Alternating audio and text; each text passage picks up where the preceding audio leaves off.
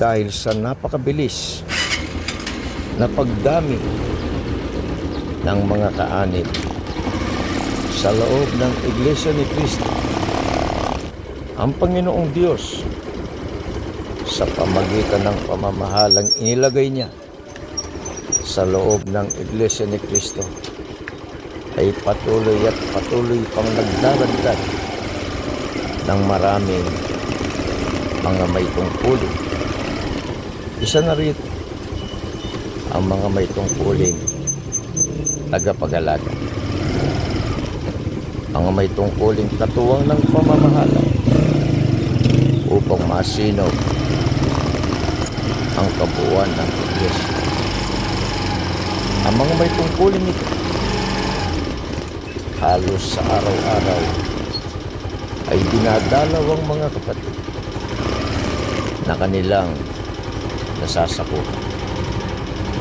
Inaalam ang kalagayan, pinapayuhan, pinapanalangin upang manatiling matibay at matatag, manatili ang pagtitiwala sa magagawa ng Panginoon Diyos sa kanilang buhay. Dahil ang tungkulin ito ay bigay ng Panginoon Diyos. Tungkuling sinumpaan na may kalagip na pangangako sa harap ng Panginoon Diyos.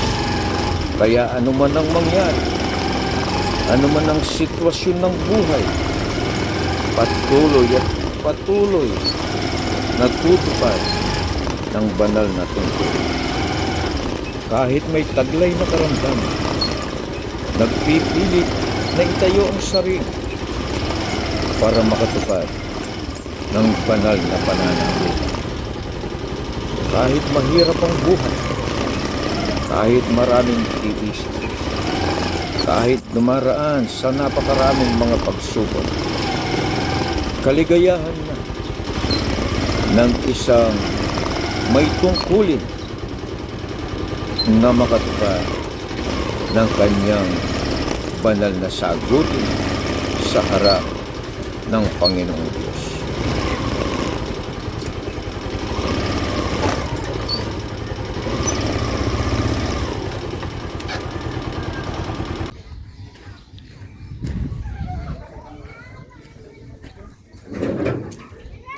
Ciao po!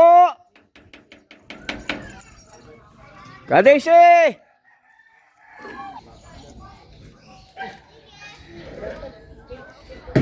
Kadesi!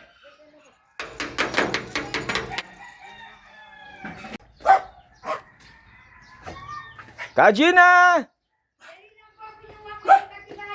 Okay, good morning po sa inyo.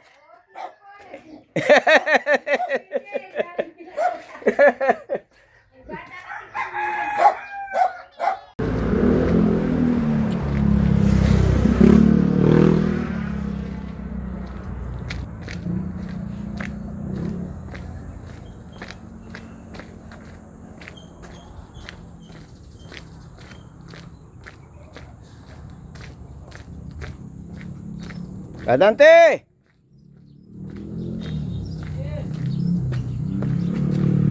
Brother! Apo!